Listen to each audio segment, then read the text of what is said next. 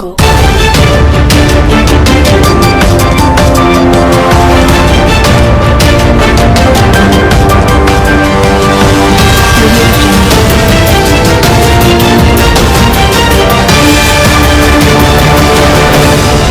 சென்னை அடுக்குமாடி குடியிருப்பில் தீ விபத்து. சென்னை ராஜா அண்ணாமலைபுரத்தில் உள்ள அப்பார்ட்மெண்ட் ஒன்றின் 5 தளத்தில் உள்ள வீட்டில் மிக்சியை சுவிட்ச் ஆன் செய்தபோது திடீர் தீ விபத்து ஏற்பட்டதாக கூறப்படுகிறது.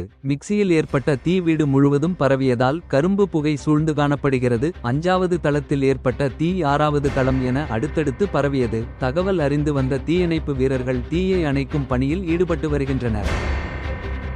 நிதியை விடுவிப்பார் நிதி அமைச்சர். முதல்வர் நம்பிக்கை குளச்சல் துறைமுக விரிவாக்க பணிகளை தொடங்கிட வேண்டும் என கன்னியாகுமரி மாவட்ட மீனவர்கள் என்னை சந்தித்து தங்களது கோரிக்கைகளை முன் வைத்துள்ளனர். தமிழ்நாட்டின் இந்த நியாயமான கோரிக்கையை ஒன்றிய நிதி அமைச்சர் ஏற்றுக்கொண்டு விரைவில் உரிய நிதியை விடுவிப்பார் என நம்புகிறேன் என முதல்வர் ஸ்டாலின் தனது எக்ஸ் தளத்தில் பதிவிட்டுள்ளார்.